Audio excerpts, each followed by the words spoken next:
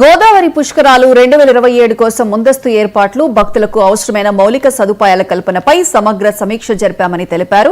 ఉభయ గోదావరి జిల్లాలో ఆధ్యాత్మిక వాతావరణం వెల్లివిరిసేలా పుష్కరాలకు భారీ స్థాయిలో సన్నద్దమవుతున్నట్లు తెలిపారు. శాఖల మధ్య సమన్వయం అత్యంత కీలకమని ఇప్పటికే అన్ని శాఖల అధికారులు క్షేత్రస్థాయిలో పర్యటించి అంచనాలతో ముందుకొచ్చారని వివరించారు.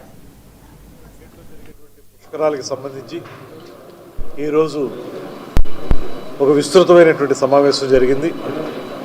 ఈ కార్యక్రమంలో కలెక్టర్ గారు, జాయింట్ కలెక్టర్ గారు, అదేవిధంగా కమిషనర్ గారు, అడిషనల్ ఎస్పీ గారు, అదేవిధంగా ఎంపీ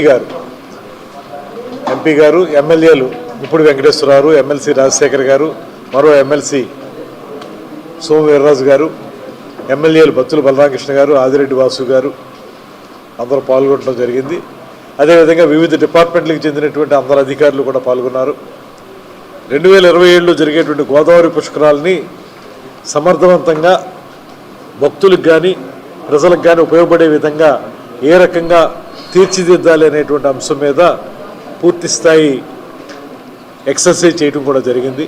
ఇప్పటికే క్షేత్రస్థాయిలో ఏ కార్యక్రమాల ద్వారా ఈ పుష్కరాలని నిర్వహించాలనేటువంటి ఆలోచనతోటి వివిధ శాఖలకు సంబంధించినటువంటి అధికారులందరూ కూడా వారి కలెక్టర్ గారి ఆఫీస్లో పుష్కరాలకి సంబంధించి అనేక విషయాలపై వాళ్ళు చర్చించడం జరిగింది.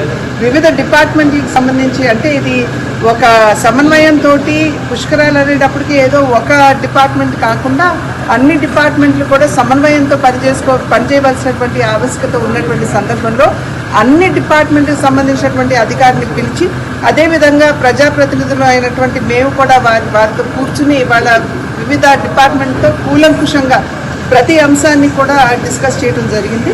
అదేవిధంగా ఇప్పుడు పెద్ద ఎత్తున భక్తులు వస్తారు కాబట్టి పోయినసారి 5 కోట్ల మంది వస్తే ఈసారి దగ్గర 7-8 కోట్ల మంది వస్తారు అనేటువంటి ఒక అంచనా ఉన్నటువంటి సందర్భంలో ప్రతి ఒక్క విషయం ఎక్కడా కూడా వచ్చినటువంటి భక్తులకి ఆ ఘాటుకు వెళ్ళటానికి కావచ్చు, అదేవిధంగా వారు ఉండటానికి వసతి కావచ్చు, వారు ఘాట్ దగ్గరికి రావడానికి కావాల్సినటువంటి ట్రాన్స్పోర్టేషన్ కావచ్చు, భోజన వసతి కావచ్చు, మంచినీటి వ్యవస్థ కావచ్చు, పారిశుద్ధ్యానికి సంబంధించినటువంటి అంశం కావచ్చు, వీటన్నిటి మీద కూడా ప్రతి ఒక్క అంశాన్ని ఇప్పుడు డిస్కస్ చేసుకోవడం జరిగింది. కలెక్టర్ గారి ఆఫీస్లో పుష్కరాలకి సంబంధించి అనేక విషయాలపై వాళ్ళు చర్చించడం. విజిలెన్స్ అండ్ మానిటరింగ్ కమిటీ సమావేశంలో అధికారులపై